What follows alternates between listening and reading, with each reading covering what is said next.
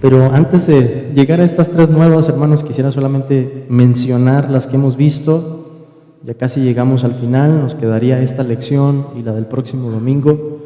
Pero hemos visto la predicación y los sacramentos, hemos visto la convocación, la autoridad que tiene el pastor para convocar a la iglesia a una reunión, la autoridad para examinar miembros u oficiales, pastores y diáconos, la autoridad para ordenar a esos oficiales, la autoridad para presidir en las reuniones, lo que vimos como abrir o cerrar las puertas del discurso, dar la palabra, o en el caso de que alguien diga algo que está fuera de lugar o que no es conforme al orden en la iglesia de Cristo, pues decirle a esa persona que se abstenga de decirlo. Y por último vimos la autoridad para examinar miembros y oficiales. Ahora lo que tenemos es la palabra juzgar, es esa función número 7. Hemos visto que John Cotton en los actos de la disciplina nos dice que la iglesia funciona como un jurado.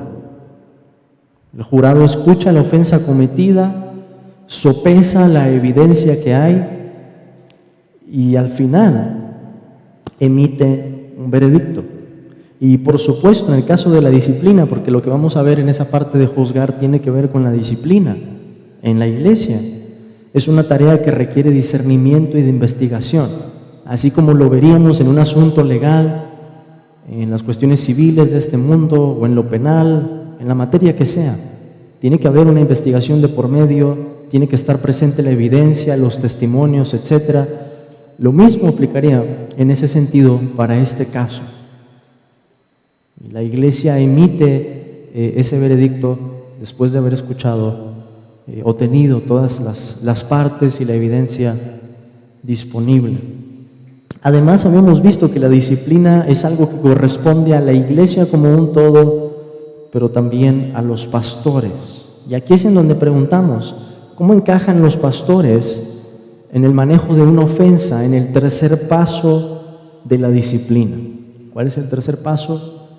Cuando la ofensa ya llega hasta la iglesia, ¿verdad? Mateo capítulo 18, en la que el Señor dice, dilo a la iglesia. No se arrepintió al principio, un hermano lo estuvo exhortando, le estuvo diciendo, no quiso atender, después hubo testigos, le dijeron varias veces, le dijeron en amor, le explicaron, tampoco quiso responder y ahora esto escaló y llegó a la iglesia. ¿Cómo se vería allí, hermanos, la autoridad del pastor para juzgar? Dice John Cotton, en el manejo de una ofensa ante la iglesia, los ancianos, y bueno, la voy a decir, tienen un tanto una autoridad, es que está en latín, pero ahorita vamos a ver, jus dicere como sententiam ferre, así está en el original. Ahorita vamos a ver qué es eso.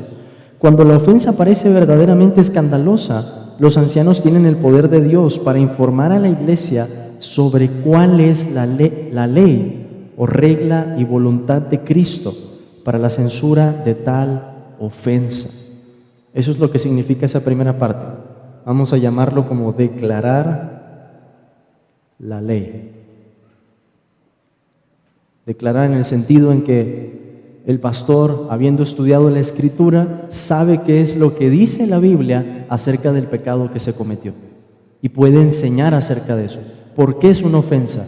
¿En qué versículo está? ¿Cuál es el peligro de esa ofensa? ¿Qué tan grave es esa ofensa? Un pastor debería ser capaz de poder explicar cada una de esas cosas en la iglesia al momento de la disciplina.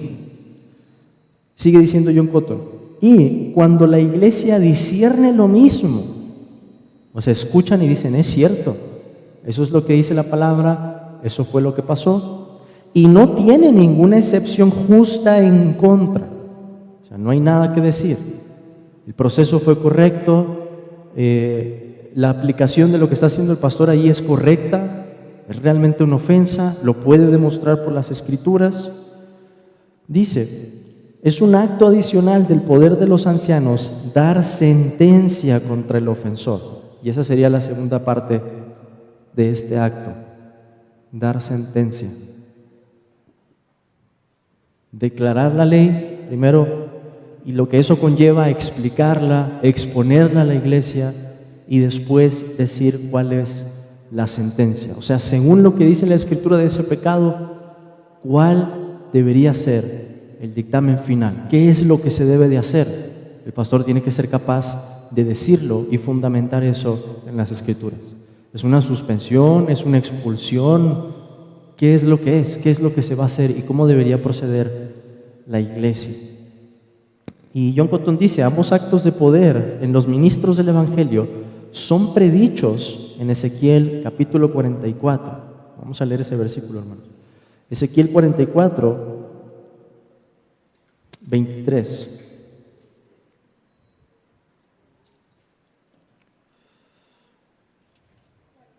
Ezequiel 44, versículo 23.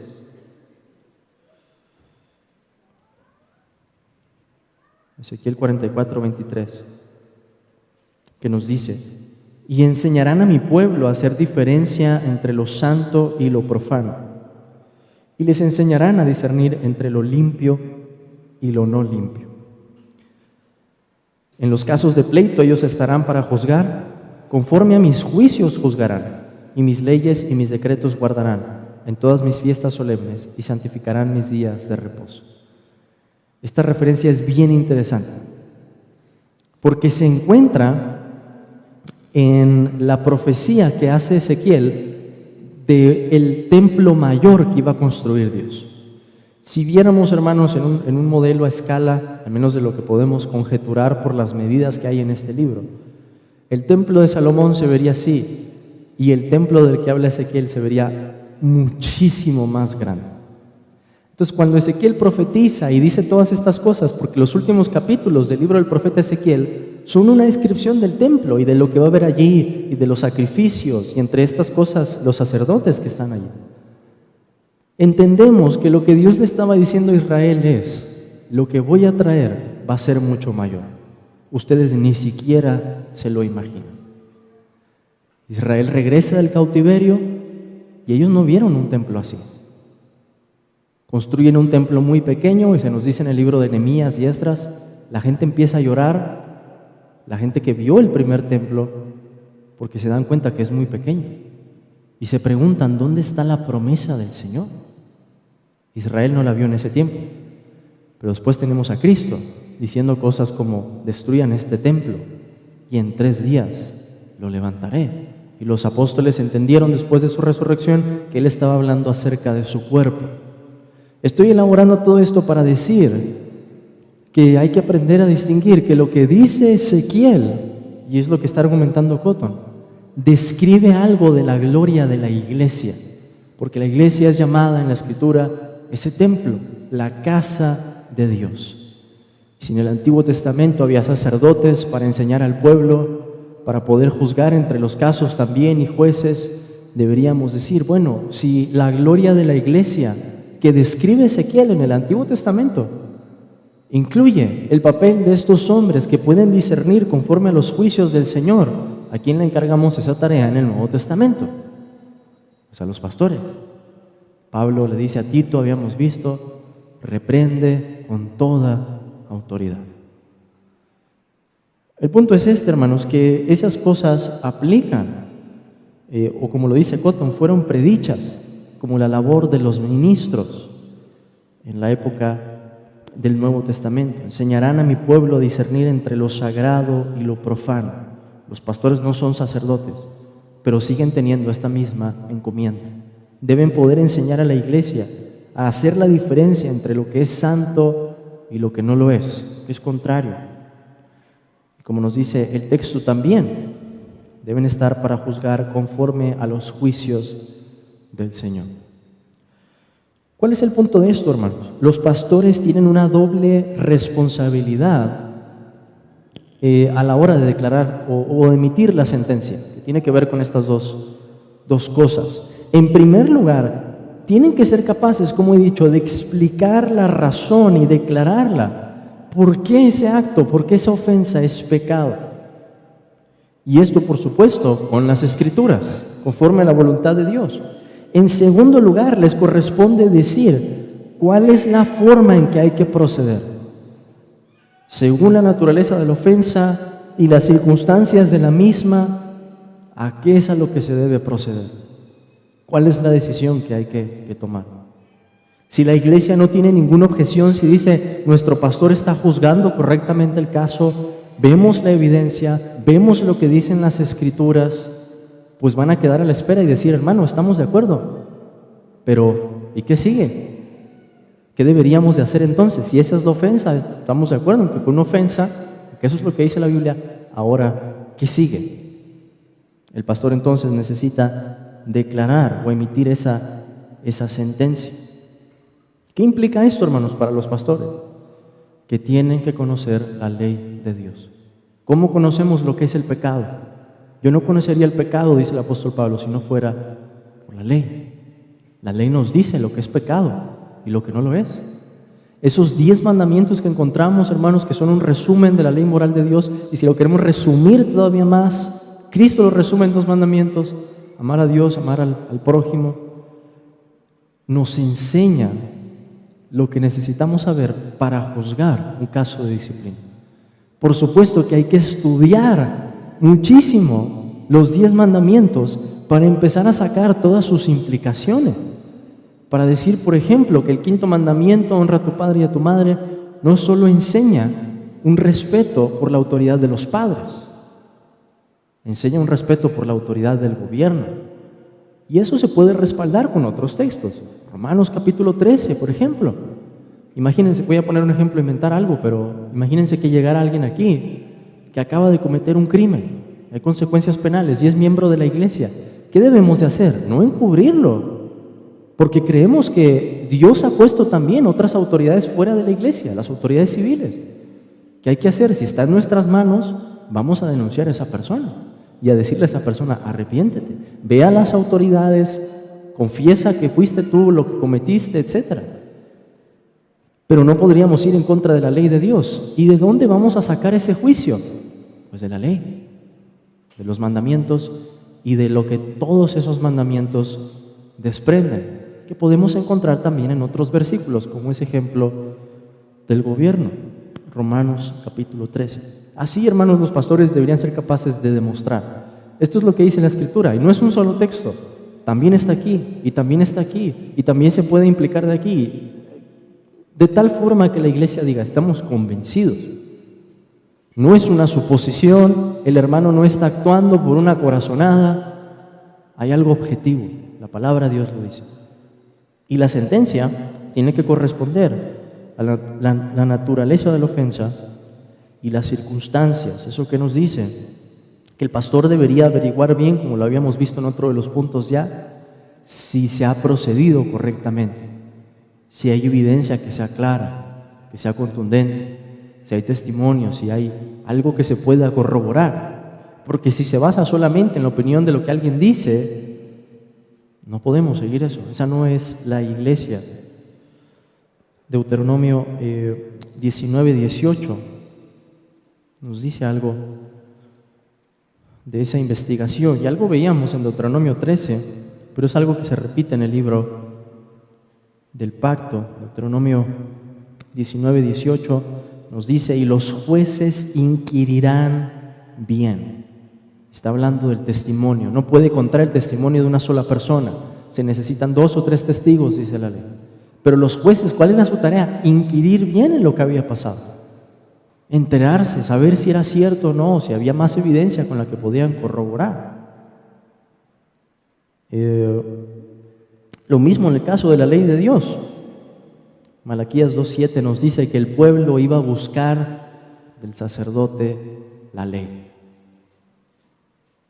De tal forma que si estuviéramos en un caso de disciplina y el pastor no puede explicar por qué eso es pecado, no deberíamos de recibirlo, a no ser que nosotros sepamos por qué es pecado eso y tengamos que decir, hermano, ¿qué es lo que dice la Escritura? Porque yo sé que la Escritura dice esto y que también dice esto, pero tiene que comprobarse.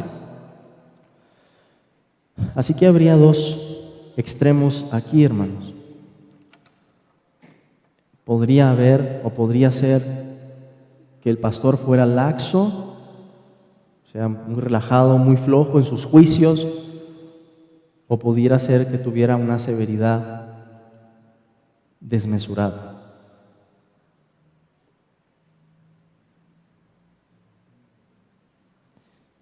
Y digo desmesurada porque hay cierta severidad, es la ley de Dios, no es el estándar de un hombre. ¿Cómo se vería un pastor laxo? Está juzgando, la iglesia sabe que es pecado y de repente el hermano se ve así como que está tambaleando, con temor quizá de lo que va a pasar, cómo va a responder esa persona, y a lo mejor dice es pecado, pero no está muy convencido, no explica a la iglesia por qué, no parece tener una base textual. ¿Qué pensaríamos de ese hombre? Pues vamos a perder la confianza, vamos a decir, y si soy yo quiero que me hagan un buen juicio y que me digan la verdad, que me hablen con la palabra. ¿Qué pasaría con alguien que hace un juicio con una severidad desmesurada? Imagínense que ya llegó al tercer paso, pero a lo mejor la evidencia no es muy clara, o a lo mejor el hermano está recomendando una excomulgación y la pena en realidad y las circunstancias de la ofensa no ameritan una excomulgación. Quizás que la persona sea suspendida de la membresía. Entonces, hay extremos.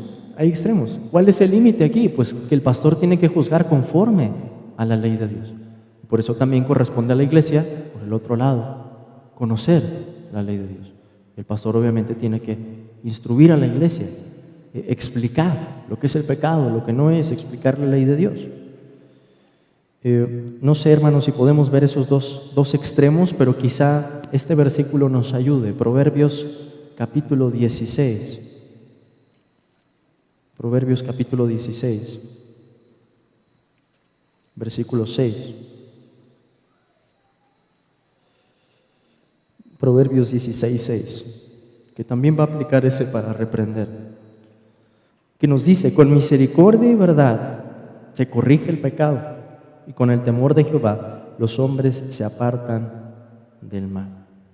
No solo con la verdad de Dios, también con ese amor, con esa fidelidad. Se necesitan esas dos cosas, ¿no? Y ese juicio, tanto a la hora de declarar la ley como dar sentencia, tendrá que reflejar esas dos cosas. En segundo lugar, hermanos, llegamos a la función de bendecir. Esta es muy breve, no vamos a detenernos mucho aquí, creo que es muy sencilla, pero John Cotton dice, los ancianos tienen el poder de despedir a la iglesia con una bendición en el nombre del Señor. Y él cita dos textos. En primer lugar, la bendición sumo sacerdotal en Números capítulo 6, versículo 23,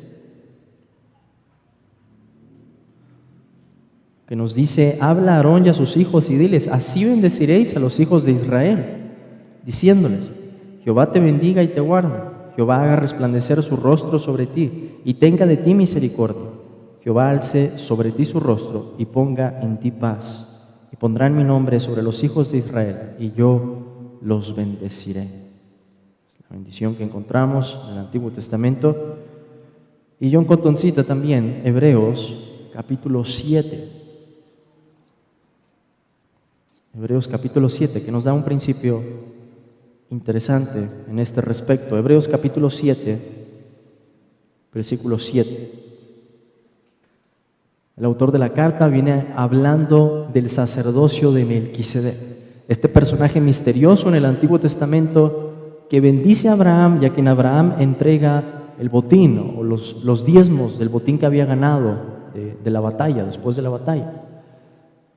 Y nos dice el autor de los Hebreos, razonando en lo que pasó en ese evento en Génesis, dice, y sin discusión alguna, el menor es bendecido por el mayor. Porque su argumento va a ser que Abraham era menor al sacerdocio que tenía Melquisedec. ¿Y quién tiene el sacerdocio de Melquisedec? Salmo 110. Déjenme leer el texto porque se me fue, pero el Salmo 110, que nos dice, juró Jehová y no se arrepentirá, tú eres sacerdote para siempre según el orden de Melquisedec. Es Cristo. Cristo es el que tiene ese sacerdocio. Entonces, ¿cuál es el punto? Que si el menor es bendecido por el mayor, el punto de Cotton aquí, es que la bendición en la iglesia también se exprese de esta manera. Y una de las formas entonces en que se expresa la autoridad pastoral es que es el pastor el que bendice a la iglesia. Porque aunque es igual en dignidad, es diferente en su función, tiene una autoridad diferente. Entonces, ¿qué es lo que pasa en la bendición, hermanos? ¿O qué es la bendición? Es una expresión de la autoridad pastoral, pero también es la expresión del deseo ferviente de que el pueblo de Dios sea favorecido. Y es una forma de encomendar al pueblo del Señor a la gracia de Dios, algo que encontramos al final de las cartas en el Nuevo Testamento. ¿Cómo terminan las cartas en el Nuevo Testamento? La gracia del Señor Jesucristo sea con ustedes. La gracia del Señor Jesucristo sea con su Espíritu. El amor de Dios. Si juntamos todas las despedidas que tenemos de las cartas apostólicas, encontraremos una bendición, o a veces alguna clase de bendición. Hijitos, guárdense de los ídolos, por ejemplo, 1 Juan. Y él termina diciendo amén.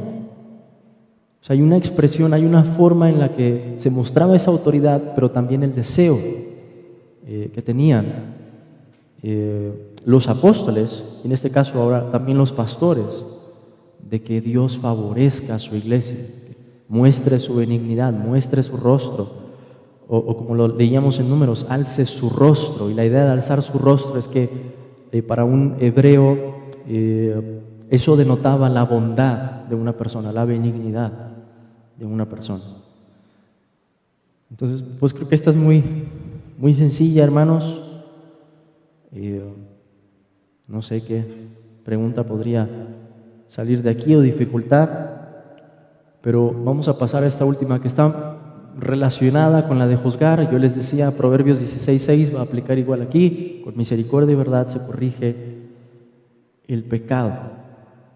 Los ancianos tienen la autoridad para reprender. Dice Cotton, los ancianos han recibido el poder de reprender a cualquiera de las personas en privado, con el propósito de que ninguno de ellos viva desordenadamente, sin una vocación, ni ociosamente en su vocación, ni escandalosamente en ninguna forma. Y él cita un pasaje que ya hemos visto, 2 Tesalonicenses, capítulo 3, 2 Tesalonicenses 3, versículo 6 nos dice: pero os ordenamos, hermanos, en el nombre de nuestro Señor Jesucristo, que os apartéis de todo hermano que ande desordenadamente, y no según la enseñanza que recibisteis de nosotros. Versículo 8, el apóstol dice: ni comimos de balde el pan de nadie, sino que trabajamos con afán y fatiga día y noche, para no ser gravosos a ninguno de vosotros. Versículo 10, porque también cuando estábamos con vosotros os ordenábamos esto: si alguno no quiere trabajar, tampoco coma, porque oímos que algunos de entre vosotros andan desordenadamente, no trabajando en nada, sino entrometiéndose en lo ajeno. A los tales mandamos y exhortamos por nuestro Señor Jesucristo, que trabajando sosegadamente coman su propio pan. Dice Cotton que el mandato de los apóstoles, el mandato que encontramos aquí, aduce un poder en los ancianos para mandar estos deberes al pueblo de manera efectiva. En otras palabras, los pastores tienen una autoridad diferente, incluso para ordenar lo que la misma Biblia nos dice. ¿A qué me refiero con esto?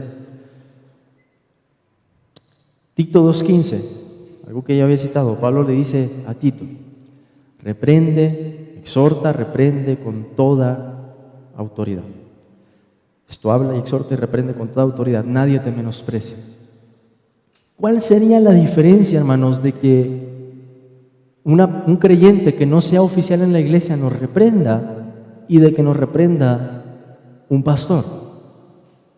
La palabra de Dios sigue siendo la misma, pero la autoridad con la que el pastor puede reforzar eso es diferente. ¿Por qué? Lo vimos al principio. ¿Quién le da esa autoridad? La iglesia la reconoce en un sentido, pero también, Hechos 20 que dice, por tanto, dice, miren por ustedes y por el rebaño en el que Dios los ha puesto por obispos. Dios ha concedido esa autoridad, para que tomen la palabra y la refuercen sobre el pueblo de una manera especial. Aunque la dignidad sea la misma entre nosotros, aunque la palabra de Dios sea la misma, hermanos, es como si nos llamara la atención alguien en la calle diciéndonos que cometimos un delito, a que nos lo dijera un juez, pues va a tener más peso, y tendría más peso si lo dice el presidente. ¿Y cuál es la diferencia? Aunque digan lo mismo, aunque apelaran a la ley, aunque hablaran de la Constitución, la autoridad que tienen le va a dar un peso diferente a sus palabras. Lo mismo ocurre entonces en el pastorado. Hay un poder para reprender, pero ¿reprender cómo? Otra vez, tiene que ser conforme a la palabra de Dios. Ya habíamos hablado algo de eso en la predicación. No puede ser mi intuición, no puede ser una suposición, no puede ser a mí me dijeron.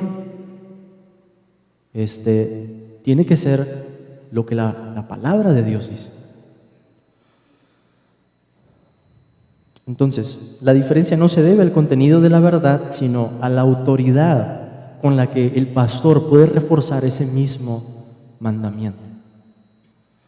El límite de esto es que las reprensiones del pastor, otra vez, deben fundamentarse en la palabra de Dios y deben ser por cosas objetivas: actos, actitudes, palabras. Actos, actitudes, palabras. No pueden estar basadas en sospechas, en rumores, en chismes. Si hay un chisme, se puede averiguar si hay verdad o no en lo que alguien está diciendo, o una murmuración, pero no se puede basar en eso. La reprensión tiene que basarse en la palabra de Dios y si hay un pecado o no hay un pecado. Punto. Otro límite es que las reprensiones deben hacerse en amor y mansedumbre.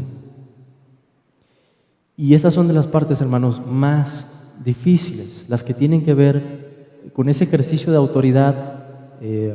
Por ejemplo, el bendecir, pues qué dificultad puede representar, en qué aprieto puede poner a un pastor, cómo se puede equivocar ahí, pues a menos que esté muy desvelado, no sé, pero a la hora de juzgar, a la hora de predicar, a la hora de reprender, se pueden cometer muchos errores.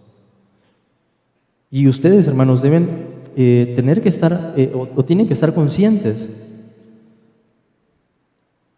de que los pastores dicen cosas difíciles.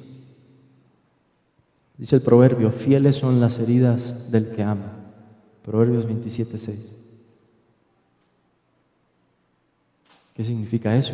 Pues un buen amigo, lo que debería ser el pastor también para la iglesia, la va a herir a veces, de forma necesaria. Va a hablar con un hermano en privado y va a decir: hermano, estoy viendo esto en tu vida y es algo claro, mira lo que la Escritura dice. Hermano, no puedes estar viendo de esta forma, arrepiéntete.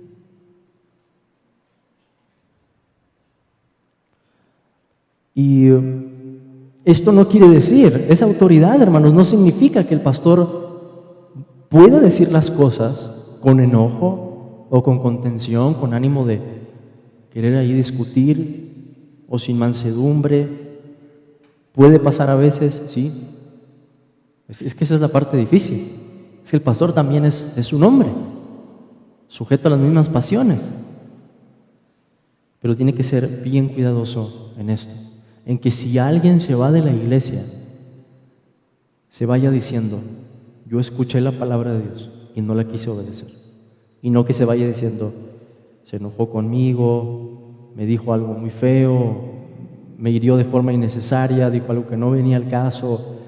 No podemos permitir que si alguien se va o es reprendido o se queja quizás de la reprensión, pueda levantar una objeción como esa. ¿Cuál tiene que ser la objeción? Me dijo la verdad y no me gustó.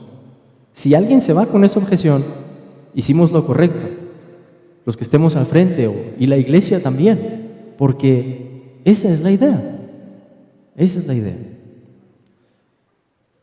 Hermano, ven. Voy a ir apuntando aquí nada más. Proverbios 27:6, les dije. Y ahorita vamos a ver otro.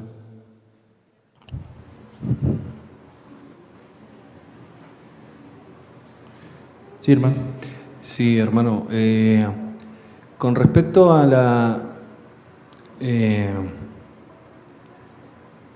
a la definición del pastor con respecto a un hecho de disciplina. Tiene que estar mancomunado con el gobierno de la iglesia, ¿no es cierto? ¿A qué se refiere, hermano? Por ejemplo, como estabas explicando recién, decidir reprender a tal y tal hermano porque estuvo pecando y no se arrepintió y todo eso. Igualmente, ¿tiene que respaldarlo la iglesia? En el caso de una disciplina, cuando hablamos del tercer paso, sí. Sí. A lo mejor yo no distinguí bien ahí, pero en este caso estamos hablando en privado. Ah, en privado. Sí, en privado. Sí, está bien. Entonces, llegando al tercer paso debe estar, o sea, vendría a ser como un juicio Sí. civil, en lo humano, o sea, un juez dictaminando lo que el jurado ha decidido. Sí, el jurado ve y dice El jurado, exacto. inocente, culpable, ¿por qué? ¿Sobre qué ¿Por qué? base? Y el juez dicta la sentencia. Ajá. ¿Sí sería parecido eso? Sí. Obviamente no sería, traigan los libros, artículo tal, Claro, no. vamos a expulsarlo. No, sí. Pero sí, ¿no? Sí, tampoco es necesario ponerlo delante de todo el mundo, quizá, ni nada por el estilo, pero sí. Es algo que se queda en la iglesia. Es Sí. algo que se queda en la iglesia. Sí. Exactamente. Gracias, hermano. Sí. De nada, hermano. Otro texto que tiene que ver con esto, hermanos, 1 Timoteo capítulo 5.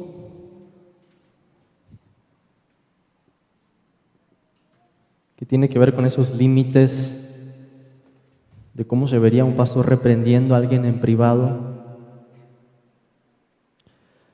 1 Timoteo 5 nos dice: no reprendas al anciano, sino exhórtale como a padre, a los más jóvenes como hermanos, a las ancianas como a madres, a las jovencitas como hermanas, con toda pureza. ¿Cuál es el principio detrás de eso? Que hay una manera de dirigirse a cada persona, según su edad y según también su sexualidad. Si es un hombre, si es una mujer, yo no le voy a decir las cosas igual a un hermano, que ustedes saben, mujeres, cómo hablamos entre hombres, menos palabras, vamos más al grano, más directos. A una hermana se lo voy a decir así, a tientas, con cuidado, hermanita, es que no podemos explicar de la misma manera, hermanos. Si no, imagínense a un pastor exhortando a una hermana, imagínense una hermana mayor y la está exhortando como si fuera un joven. Sería mal testimonio. La iglesia podría decir: hermano, pues la reprensión estaba bien, pero ¿por qué le hablaste de esa manera? Pero es una falta de respeto. Creo que es algo que nos dice el sentido común también, pero es interesante que el apóstol Pablo se lo haya dicho a Timoteo para recordarle, hermanos, mantener esa cordura, esa prudencia, para ser cauteloso a la hora de reforzar uno de los mandamientos de Dios, porque es un peligro en el pastorado. Hay muchas maneras de equivocarse en esto, de decir algo que tal vez no debería decirse así, o decirlo a alguien que no corresponde decírselo de esa manera.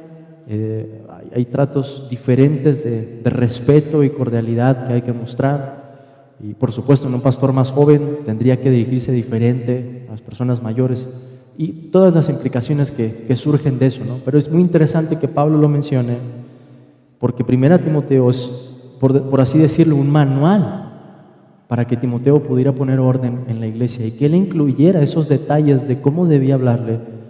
Es muy interesante. Timoteo necesitaba una instrucción también como esa. Ahora, esto no quiere decir que no haya firmeza. Creo que todos queremos un pastor que sea firme, que ande conforme a la verdad, que si es pecado puede decirlo, es pecado, punto. Pero si hay una causa de tropiezo, como les he dicho, no debe ser la actitud del pastor, no debe ser la manera en que lo dijo, debe ser lo que dijo, el contenido de lo que está afirmando. Y de la misma forma en la iglesia. Esto particularmente, estamos hablando de la autoridad pastoral, que se reforzaría de una manera especial, pero aún aplicaría, hermanos, si vamos a exhortar a una persona en la iglesia, pues tiene que haber una actitud correcta. hay una manera de hacerlo y hemos visto ya algo de eso. El amor, la mansedumbre es lo que debe prevalecer, el decir la verdad. Pero no, el problema no puede ser la actitud o la manera en que se dice algo. Entonces, hay una autoridad verdadera para reprender, para reforzar esto, y yo no me puedo hacer a un lado si digo, es que el pastor lo dijo y está en la palabra. Yo no puedo decir, a mí no me gustó, entonces no lo voy a obedecer. No hay manera de escapar, no hay objeción para eso. Pero sí que hay una manera en la que el pastor debe de hacer eso. Hay una actitud para reprender a una persona. Entonces, pues, hemos visto esta primera función de juzgar. Fue Ezequiel 44:23. Ezequiel 44:23 y 24. Vimos esa función de bendecir. Número 6, donde está la bendición sumo sacerdotal. Hebreos 7. Y por último hemos visto la autoridad que los pastores tienen para reprender a una persona en privado que está andando de una manera desordenada o desobedeciendo algún mandamiento en la Escritura. Pues sí, hermanos, no sé si hay alguna pregunta. Creo que de mi parte es todo, hermano. Hermano, acá con hermano.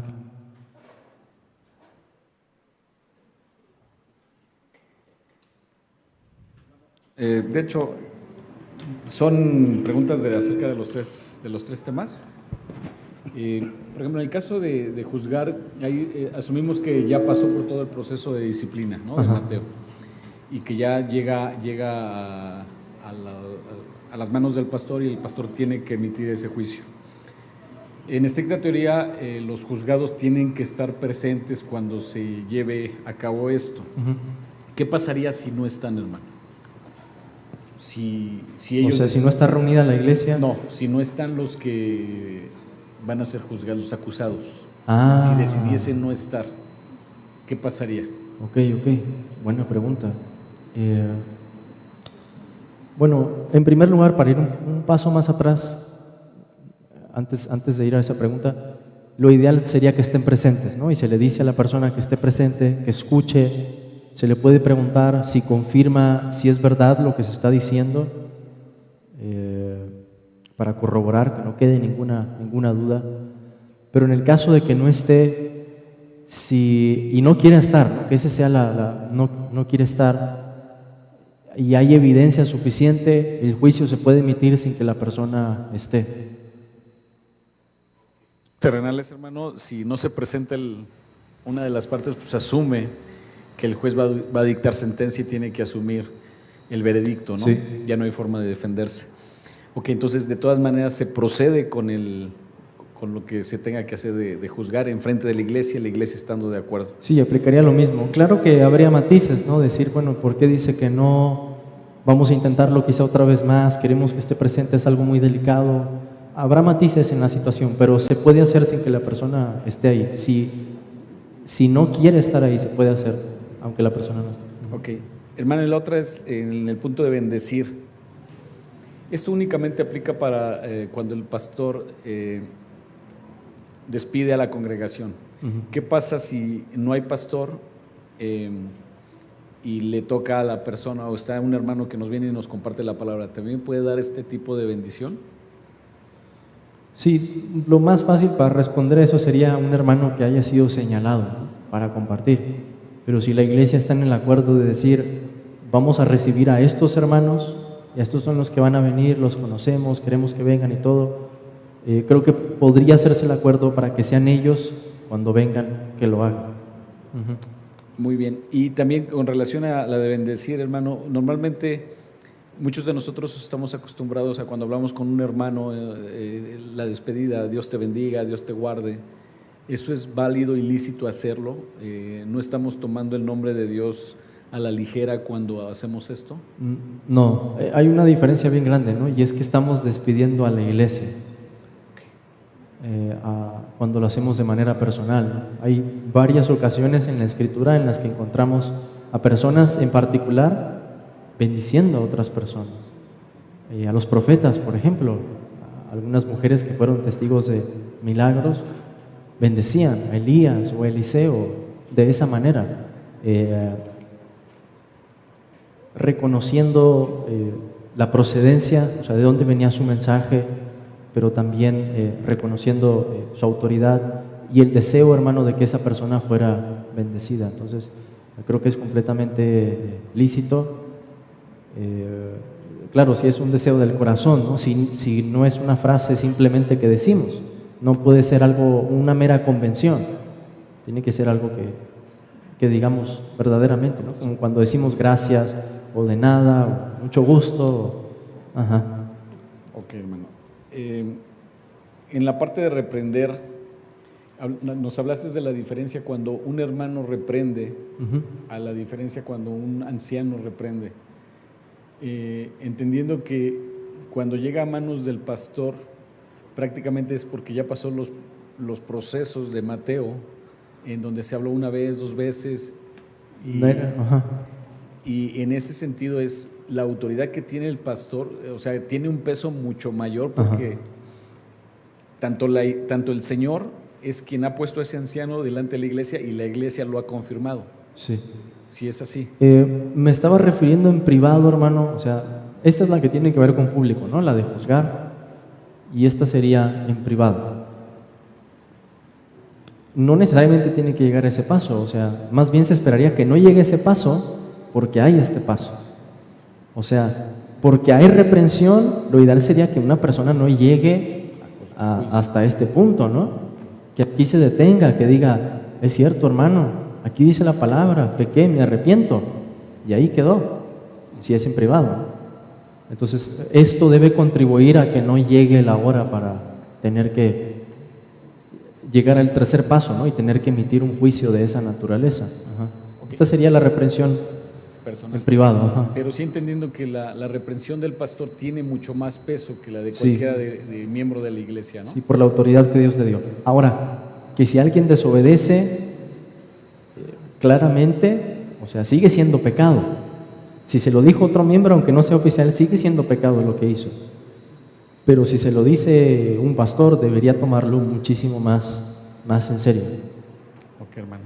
Y la última, hermano, pues realmente es una conclusión propia, pero también es pregunta. Y es, a la luz de todo lo que hemos estado viendo, de todo lo que el pastor, el Señor le permite hacer, hermano, cuando empezamos con estos estudios de eclesiología y cuando vino todo esto de que la iglesia era quien tenía el poder, creo que yo, voy a hablar por mí, malentendí de alguna otra forma que el pastor no iba a tener la autoridad ni el peso, sino que la iglesia. Entonces, yo estoy llegando a través de estos estudios a esta conclusión, hermano, y quiero saber si es correcto. El pastor sigue siendo la máxima autoridad dentro de la iglesia local, con la diferencia de que ahora la iglesia confirma prácticamente los juicios que el pastor emite. No sé si sea correcta esa sí, creo que la idea sí, no sé si lo redactaría de la misma forma. Los dos tienen una autoridad, pero la congregación es liderada por los pastores. Es liderada por los pastores. Entonces, en ese sentido, o sea, lo veíamos en el cuadro, ¿no? O sea, no solamente la iglesia reconoce esa autoridad, sino que es una autoridad también que viene de parte de Dios, ¿no? Esa autoridad que venía de esa flecha que apuntaba hacia arriba, ¿no? Entonces, es un liderazgo, no es una democracia. Hay un liderazgo, pero en el que trabajan juntos y hay una armonía entre los dos, no es una competencia. Hay contrapesos en la autoridad, sí, pero funcionan en armonía. Que es lo que le llamas las 2 llaves. Las 2 llaves, exactamente. Gracias. Que son necesarias para todo acto de disciplina. O sea, si la iglesia no consintiera en el acto de juzgar, imagínense que el pastor declara la ley y la iglesia dice no, hay un problema ahí. Quizá la iglesia no está bien instruida acerca de la ley, quizá el pastor no explicó bien, quizá no hay suficiente evidencia, pero necesitan estar las 2 llaves para ejercer un acto en ese tercer paso, para dar ese veredicto final. Tiene que haber un acuerdo. Entonces, a la hora de por ejemplo, excomulgar a una persona, se hace una votación. No tiene que ser el 100%, pero sí tiene que ser un acuerdo amplio, que se note que ese es el sentir de la iglesia. Ok, hermano. Sí, es que nada más ese era ahí donde, porque sí, para mí, por ejemplo, después de todo esto, el pastor sigue teniendo, es la máxima autoridad y se le debe de ser considerado como máxima autoridad dentro de la iglesia local, en este sentido y en todos los demás sentidos, ¿no? Sí, creo que el ejemplo de las dos llaves es como muy útil pensar que entran a la misma puerta, las puertas del reino, y la están abriendo o cerrando al mismo tiempo. Esa puede ser una imagen como muy útil para mantener. Y sí, hermano, Hebreos 13:17, obedeced a vuestros pastores y sujetaos a ellos. O sea, hay una autoridad y la iglesia está sujeta a esa autoridad y tiene que ser conforme a la palabra. Gracias, hermano. Si un hermano peca contra mí o yo peco contra un hermano, tengo la posibilidad de discernir si es un pecado contra mí, pasarlo por alto en tanto y en cuanto no afecte la santidad de la iglesia. Esa es una muy buena pregunta, hermano. El apóstol Pedro dice que el amor cubre multitud de faltas. Recibir una ofensa no significa necesariamente que voy a reprender a esa persona. En el uso estricto de esa palabra, no reprender. Exacto. Pero sí significa que en el amor de Cristo eso debería llevarme a hablar con esa persona y a decir, hermano, eso que usted dijo me ofendió. Por ejemplo, esa intención de, si siento que hay algo que se interpone en nuestra comunión porque dijo algo y yo me sentí herido, sí estoy obligado, hermano, en el amor, Sí. a aclarar eso, a arreglar eso. O sea, dependería entonces un poco de mi conciencia. Sí, y del tipo de ofensa Y que del es, tipo ¿no? de ofensa, sí. Si le dijo una mala palabra, por ejemplo, Claro, no vamos claro. hay que ser claro. Hay que ser claro. Pero si fue una diferencia en la que quizá Sí. uno esperaba una cosa y el otro hizo otra cosa. Sí. Algún pecado de carácter, alguna falla de carácter. Por ejemplo, sí. Por ejemplo.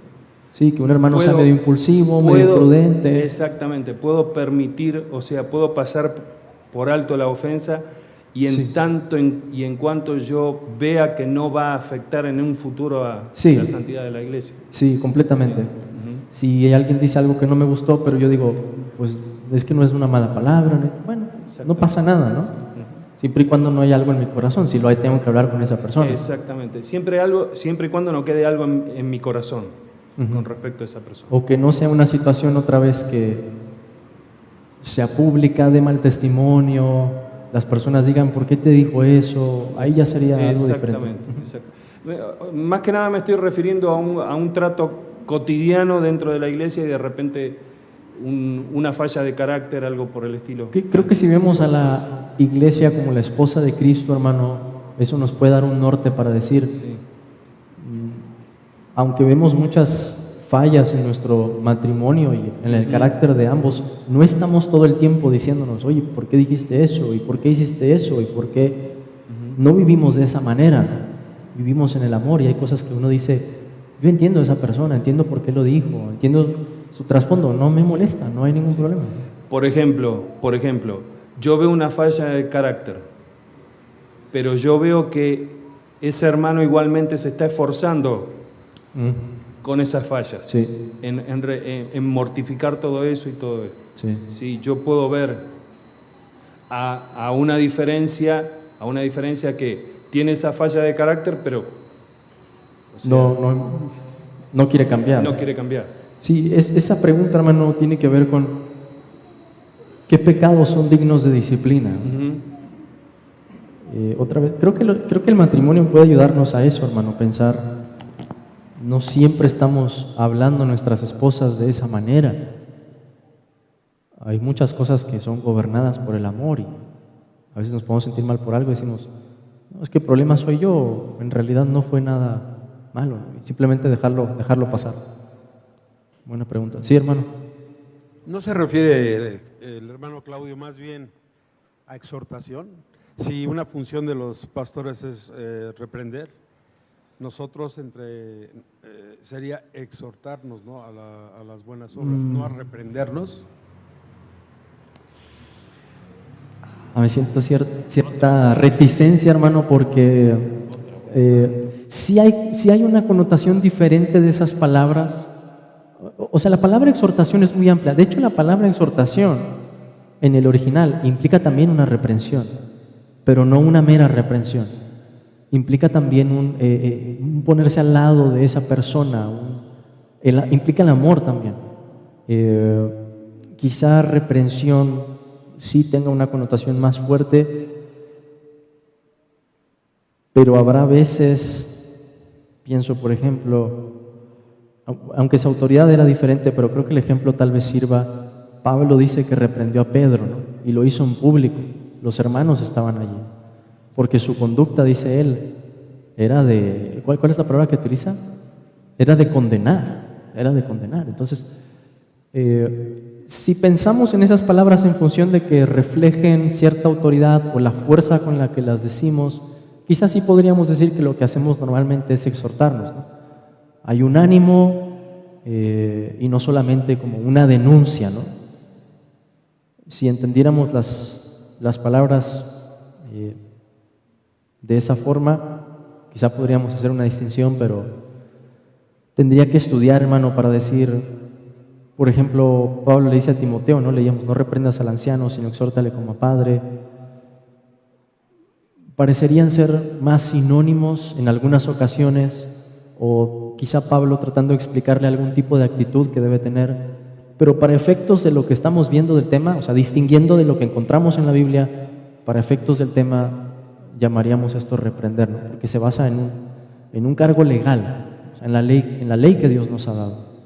No afecta la comunión de la iglesia ni nada por el estilo. Pero yo veo que, aparte de la actitud conmigo, tuvo esa actitud con otro hermano y después con otro hermano y después. Ahí ya empieza, o sea, y no se ve que ese hermano esté batallando con eso, sí, sino que lo lleva adelante muy normalmente, ¿no es cierto? Ahí cabería la reprensión ya. Sí, dependiendo del caso, sí. Dependiendo del caso. Me gustaría que tuviéramos un manual de todos estos casos y esta es la naturaleza, estas fueron las circunstancias, pero aún ni siquiera el derecho humano es así, ¿no? Porque tenemos principios, tenemos leyes y es un arte, hermano, difícil. Pregunto esto, hermano, porque sí, o sea, en mi caso me estuve administrando todos estos años antes de venir aquí a México con estas iglesias. Ajá.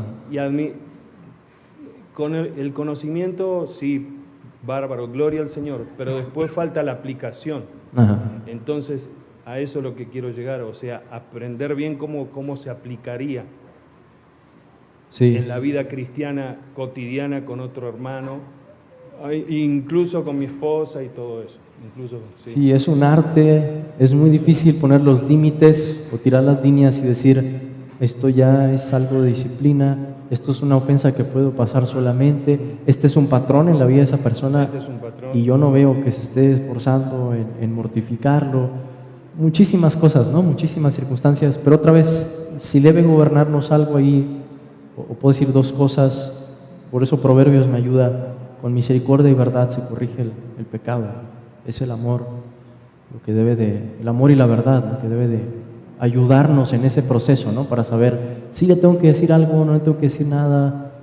Quizás fue irreverente lo que dijo, pero bueno, parecía el momento, a lo mejor estábamos siendo muy imprudentes y dijo algo irreverente. Sí, gracias, hermano. Gracias. Hablando un poquito del tema de lo que hablaban ahorita los hermanos, no quiero andar mucho, nada más quiero ver si es correcto. Con el tema de las ofensas. Yo personalmente, al menos dice que la palabra de Dios en Corintios que el amor todo lo sufre, ¿no? Ajá. Todo lo espera, todo lo soporta. Sí. Entonces, es adecuado, teniendo el contexto de esto que tenemos que sufrir, tenemos que soportar, considerando que todos tenemos pecado, de una manera u otra, a veces se manifiesta en la comunión dentro de nosotros. Es correcto permitir la ofensa 1, 2, 3 veces, considerando yo, y como decía el hermano, que el hermano a lo mejor ves un cambio, ves que se está esforzando, o incluso a veces, yo creo que a veces mucho por la dureza del corazón, a veces, que todos nos puede llegar a pasar. A lo mejor no vemos tan rápido el cambio como otros quisiéramos, y determinar a lo mejor hacer un juicio demasiado pronto, cuando a lo mejor no esperó yo lo suficiente para poder hablar con este hermano y decir, no, yo estoy orando por este hermano, orar por él y pasar la ofensa 1, 2, 3 veces. Y a lo mejor si ya ves que es algo ordinario, ya más veces, a lo mejor sí ir a hablar con él con la intención de edificar al hermano, con la intención de buscar su bien, porque muchas veces uno puede ir y con resentimiento. Oye, hermano, y vas y más bien vas enojado para como externar tu molestia, ¿no? Entonces mi pregunta aquí básica ¿es lo más adecuado, como nosotros como miembros, como iglesia, tener el concepto de perdonar varias veces, como el Señor le dijo cuando va a Pedro, le dice hasta 70 veces 7, si tu hermano pecare contra ti, hasta 70 veces 7, perdona a tu hermano? Pero esto, obviamente no vamos a llegar a las 70, pero se entiende el concepto, ¿no? Entonces, mi pregunta ¿es bueno esperar varias veces, aunque tú no ves en la prontitud que quisieras ver el cambio en tu hermano de esa ofensa que tuviste, y esperar? Son de ese tipo de preguntas, hermano, para las que la respuesta siempre es depende. Depende de la ofensa, de lo que está haciendo, si es algo objetivo, porque hay muchas susceptibilidades, o sea, como todos pensamos de manera diferente, o incluso personas pueden ser más susceptibles y decir, oye hermano, no me saludaste, tienes algo contra mí, y tú decir, no, pues es que ni siquiera me di cuenta, la verdad, pero esa persona se ofendió y empieza a hacer una historia en su mente. O sea, hay tantas ángulos y circunstancias que deberíamos de tomar en cuenta para pensar en eso, ¿no? Ahora, si es una ofensa clara, hermano, hay una condición para perdonarlo, y es que se arrepiente. Mira, Lucas capítulo 17, versículo 4, que es ese pasaje paralelo a lo que mencionabas ahorita, de las veces en las que hay que perdonar. El Señor dice, y si 7 veces al día pecare contra ti, y 7 veces al día volviera a ti diciendo, me arrepiento, perdónalo. Entonces, si es una ofensa así clara y la persona no está arrepentida, el problema se hace más grande. Pero si cometió esa ofensa, aunque sea la misma, y te pide perdón, como cristianos tenemos que perdonar. Ahí no hay opción. O sea, si eso es lo que me está diciendo y está manifestando, hermano, me arrepiento, perdóname, hay que perdonar. Si no, estaríamos hablando de algo más grave, aunque pueda ser por una situación muy pequeña, pero estaríamos hablando de algo que ya puede tornarse en otra cosa, ¿no? Empezó por una palabra, después había una actitud en el corazón, después se hizo enojo, después amargura, después... Y así puede ir escalando, ¿no? Hasta que la persona lo detenga. Entonces, depende mucho de la situación, el tipo de ofensa que haya sido y cuál es la actitud de la persona. Porque si te ofendió y te dice, hermano, es cierto, tienes razón, perdóname, me arrepiento, pues no importa, las veces que lo haga, yo con paciencia voy a soportar a mi hermano y decir, hermano, yo te ayudo, tienes que trabajar en esto, es un área clara en tu vida, el Señor te la está mostrando. Allí sí sufrir con paciencia, ¿no? Sí, hermano. La segunda ya no sería con ese tema, sino con el tema del líder, en este caso, digamos, el pastor o el hermano que esté al frente. ¿Qué pasa, por ejemplo? Hablábamos ahorita que al momento de reprender o de exhortar a alguien, pues tiene que ir pues influenciado por medio de la palabra. Pero ¿qué pasa en esos casos, por ejemplo, que a lo mejor vi a un hermano que respetas mucho y ves su vida y todo, pero a lo mejor viene a ti y te llega a hablar más como con conceptos, en cuestión como de, o sea, dentro de lo que te habla se ve que está influenciado por la palabra, pero nunca te mencionó algún versículo, sino simplemente como que fue algo que adquirió como sabiduría de su experiencia que él ha tenido o la persona que sea.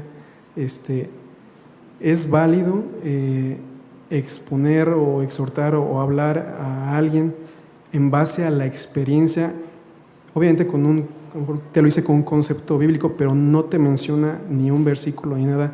¿Es correcto? O lo adecuado es, si voy a hablar con alguien, es sí, a lo mejor en base a la experiencia, por sentido común, a lo mejor algo, pero mencionando textos para que el argumento sea claro. Es válido, pero no es lo ideal. Es válido, voy a ponerle a lo mejor un ejemplo muy raro, pero lo que le dijo la burra a Balaam fue verdad y lo estaba reprendiendo. O sea, era un hombre necio y se lo estaba diciendo una criatura, ¿cuál es la palabra? Irracional, sin alma, y tenía que recibirlo. O sea, si pensáramos en qué responsabilidad moral estaba Balaam para escuchar lo que su animal dijo, pues es que era verdad. Y si es verdad independientemente de la fuente, ¿no? Si es verdad en Dios. O sea, todo lo que es verdad por Dios. ¿Sí me explico? O sea, aún en el mundo, ¿no? Pablo en 1 Corintios capítulo 5 les dice, estas cosas ni aún en el mundo se están haciendo. O sea, ese pecado que había en la congregación es algo que hasta el mundo reprobaba. Entonces, si es una verdad, hermano, incluso un incrédulo podría reprendernos. O sea, puede hacerlo. Pero lo ideal, si estamos hablando en el contexto de la iglesia, es que podamos ser claros y decir, hermano, te estoy diciendo esto porque la palabra de Dios dice esto. ¿Qué lineamientos podríamos seguir, por ejemplo, cuando hay un nuevo converso, un hermano que tiene poco conocimiento de la palabra, que puede ser exhortado por algún miembro que tiene o muchos años en la iglesia o mucho conocimiento, pero tal vez ese hermano está equivocado en la exhortación o en la manera?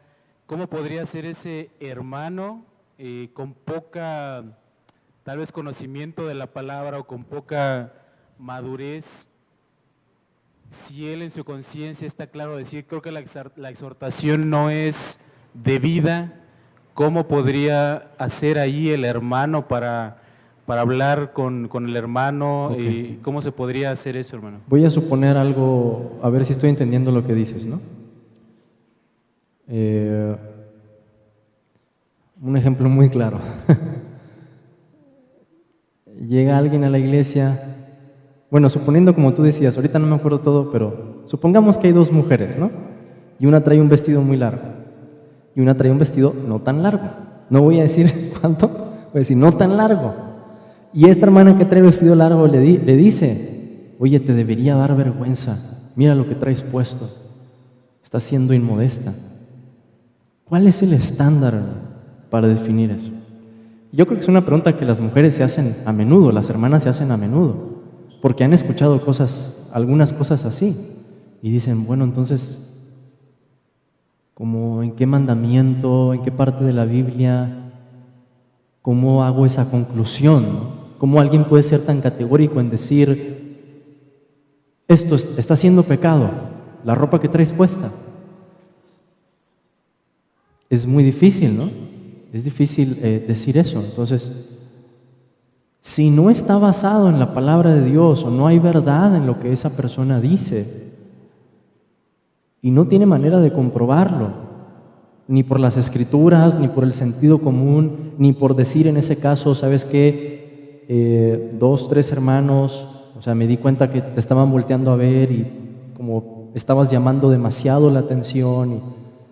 Si no hay nada que decir en cuanto a eso y es simplemente una persona con una idea de cómo deberían ser las faldas, ¿sí? Espero podamos aplicar este ejemplo para más cosas, ¿no? Pero estoy pensando en esto. La otra persona, nos hallamos en esta pregunta ética, ¿no? ¿Debería la otra persona escuchar lo que dice? ¿O no debería? ¿Debería decirle quizá a esa persona que está mal porque no parece estarle explicando por un buen fundamento? Quizá esa persona llegó a una iglesia en la que todas las otras mujeres usan unas faldas muy largas ¿Tropezaría esa mujer usando una ropa así? O sea, hay muchísimos principios que tendríamos que tomar en cuenta para decir, bueno, ¿está quebrantando algún mandamiento de Dios? ¿Es conforme a la verdad esto? ¿Está siendo de tropiezo para alguien? Pablo lo aplica al hablar del alimento, ¿no? Si a los judíos les iba a hacer tropiezo que Pablo comiera carne, él se iba a guardar delante de ellos, ¿no? Porque los quería ganar para Cristo. Pero si de verdad es algo, hermano, en lo que no hay fundamento, no causa tropiezo a alguien, no hay verdad en eso, no tendríamos por qué recibirlo, ¿no? Y creo que la manera de preguntarle a esa persona sería, ok, pero ¿cómo llego a esa conclusión? ¿Cómo llegas tú a esa conclusión? ¿En qué criterio te estás basando para llegar a esa conclusión? Porque Dios nos ha enseñado en Efesios 4 que tenemos que hablar verdad cada uno con nuestro prójimo.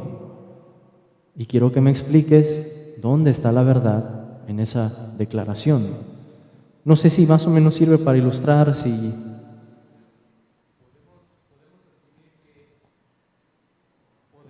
Cierto diálogo en ese tiempo de decir, hermano, Sí. no, explícate mejor, hermano, dame base bíblica, hermano, no creo que tu juicio Sí. esté siendo correcto. Habría ese diálogo.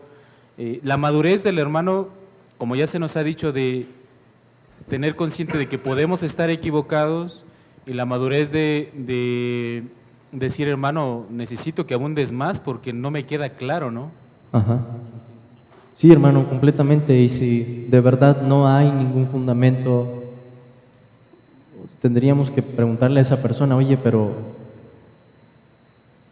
Incluso pienso en Mateo 7, ¿no? No que se lo digamos en ese momento, pero Mateo 7 nos habla de hacer juicios, y de juicios que son muy críticos, muy severos, que si la regla está así, el juicio está más adelante, ¿no? Entonces... creo que hay casos en los que se puede dar eso, ¿no? Alguien está diciendo algo y está convencido quizás en su conciencia de que debe ser así, pero su conciencia no está bien instruida y por eso no hay un fundamento bíblico, ¿no? Como para decir algo así. Entonces, nos tenemos que sujetar a la palabra de Dios y tenemos que aprender a la hora de hablar cómo hablar conforme a la verdad. O sea, nuestras palabras tienen que ser conforme a la verdad. Y si vamos a decirle a alguien que está mal, pues más nos vale. Es nuestra responsabilidad de todos conocer bien la verdad para saber cómo decirle a esa persona. Este terreno del que estamos hablando ya, yo creo que ya va a ser la última pregunta, a menos que alguien tenga una más, pero no más. Es algo que se llama casuística. ¿Cómo decimos que algo está bien o está mal? ¿Sobre qué base lo decimos? Y al hablar de la Biblia, porque hay una casuística que se basa en la Escritura, tenemos que ser bien agudos, hermanos, hermanas, en hacer distinciones, en pensar por qué es eso, por qué debe ser así, en qué nos basamos para decir esto. Y eso es, otra vez, como decíamos ahorita, un arte, poder resolver esas preguntas y llegar a una respuesta satisfactoria en la que digamos, ya pensamos en todo lo que la Escritura dice de este tema y esto es lo que podemos decir. Pero si no hay una pregunta más, hermanos, vamos a terminar aquí. Vamos a orar. Señor, te damos muchas gracias, Padre, por este tiempo. Gracias porque nos has dado tu palabra, gracias porque nos hablas por medio de ella, Señor, y gracias porque nos sigues enseñando. Te rogamos, Dios, que nos prepares ahora que nos acercamos más a ese momento de tratar la constitución, la política de la iglesia. Danos sabiduría, Señor. Ayúdanos a andar conforme a tu regla, conforme al amor, conforme a la paz que quieres en cada iglesia, y que podamos honrarte con un orden, Señor, que en verdad sea para tu gloria en esta iglesia. Ayúdanos, Señor, y perdona nuestras deficiencias, nuestros pecados. Ayúdanos a soportarnos, Señor, en ese amor mutuamente. Lo pedimos en el nombre de Cristo. Amén.